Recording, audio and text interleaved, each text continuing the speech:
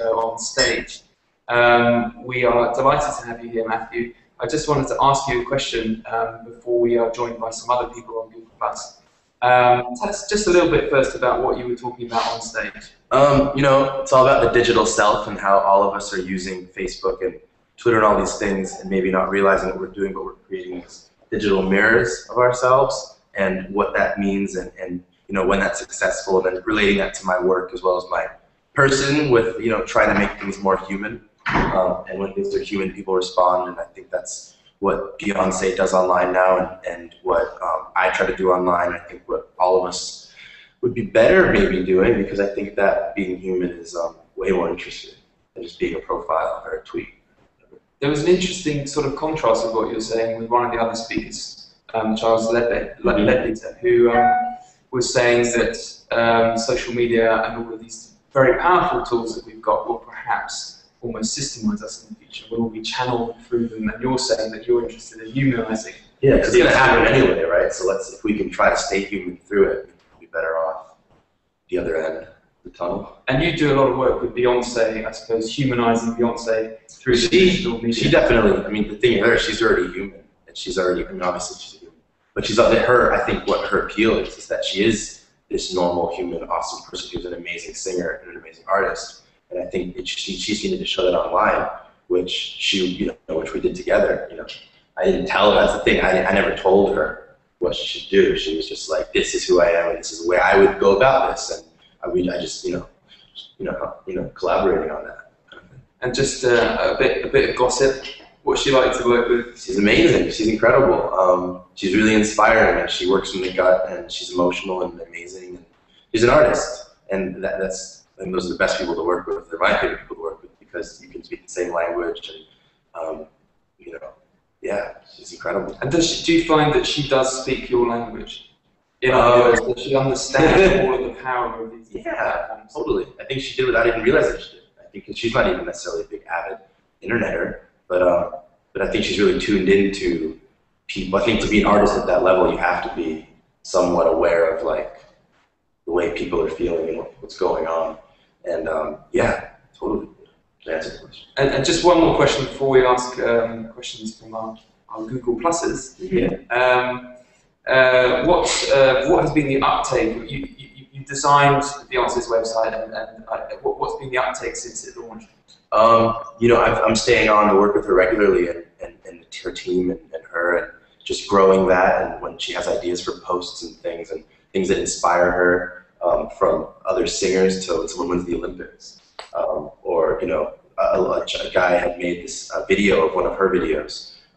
He put them side by side and reenacted it in a Snuggie, and she thought it was just the most amazing thing ever. And so we featured it. He was invited to the VMAs and all kind of stuff. And I think he's basically a pop star now. And she's got a tremendous following. Yeah, totally. Yeah. She's her own country. I think it's really well deserved and exciting and cool. Great. Yeah. Enough from me. Let's hear a question from Mona, who we're joined by. Mona, just introduce yourself and then ask your question, please. Alright. Hi, I'm Mona. I just graduated from architecture. I was just wondering, where do you find inspiration when working with creative clients such as Beyonce, and do they influence your design process? I think inspiration for me is like definitely everywhere at all times. I don't know if I ever really stop processing and looking and moving, and I tend to, you know, for a long time I'd be really hard on myself about not maybe working enough, and I realized that when I'm not working, I'm still working, because I'm still looking at everything and thinking about everything. So, you know, I actually find most of my inspiration offline, I think, and I think that helps when you're making websites, that you bring something that's a little unexpected. And then working with someone like Beyonce, you know, I think you just look to her a lot, and you know, I listened to all of her music that I hadn't listened to, and you know, just talking to her, and you get in, she's very inspiring, and she just says things that, you know, send you down paths. And because she's not necessarily maybe a, you know, someone who lives online the way we do, she has kind of a fresh take on it, and a human take, because she's coming at it from a really wholesome place of, you know, what are we saying, what are we doing, and the tools are almost irrelevant. It's more like, well, what are we saying, you know, and that's the way she is with her music and everything. So, yeah. Thank you, Mona. Let's have a question from Simone, who also joined by. Hi. Hello. Afternoon. Hi, I'm a recent LCC graduate and majoring in graphic and media design. I would like to ask, websites can be so easily set up nowadays. How do you make your website impactful that stands out and distinguishes from the rest? I think that kind of gets into what I was saying a little bit, where it's about the individual and it's about yourself. And I can tell, you know, I'm meeting you right now, but I put my life in the fact that you're not anyone else and that you're an individual and that you have your own way of thinking. And I think that there's all these tools now, but if you can find a simple way to put your thumbprint on things and on the internet, then people will notice and care. And I think a lot of people maybe get lost in looking at other sites and comparing other sites and saying, oh, I want to be kind of a little bit of this one, a little bit of that one. But I think if you focus just purely on yourself and being an individual and adding that conversation, I think you'll be good. Thank you. Great. Thank you to our other questioners. I'll just ask you a final question. Of course, these technologies are changing all the time rapidly, and it's almost a full-time job just to keep on top of them. Sure. What's your advice to managing, I suppose, the power of social media within the importance of just living your life?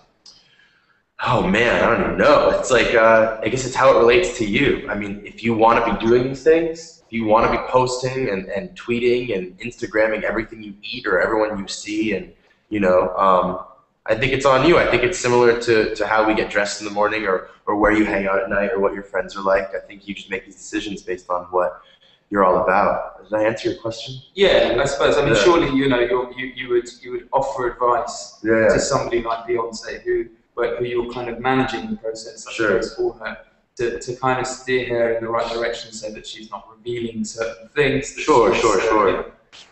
Yeah, I mean, I think I don't know. I mean, I guess I think I know what you're asking. It's the kind of cusp between, hey, I have a private life, there's certain things that I don't want people to know, and there are certain things I do want people to know. Where do you draw that line, I guess? I think that's up to you, and I think for her, obviously, she's still a human being and a private person, and she has a lot of her life that is public, but I would say most of it isn't. I don't think she's known as being a public person in that way, and I think so she maintains that self, and I think, you know, that's why she's such a real, cool, approachable person. And for me personally, it's the difference between using the Instagram button or my camera button. And if I use my camera button, I'm not going to tweet it or show it. But if I use Instagram, then it's already going to get it broadcast. So I have like this, you know, the thing in your brain now that, is this something I'm going to broadcast, or is this just mine?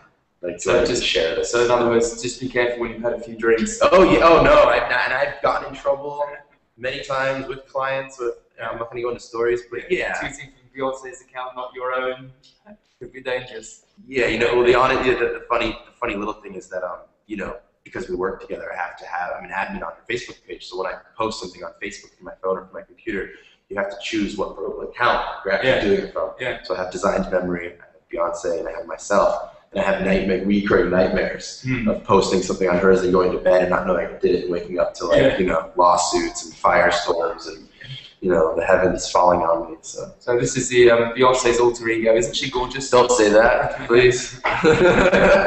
Matthew, thank you so much. Thank you also to the Mona and Simone who joined us. Over and out.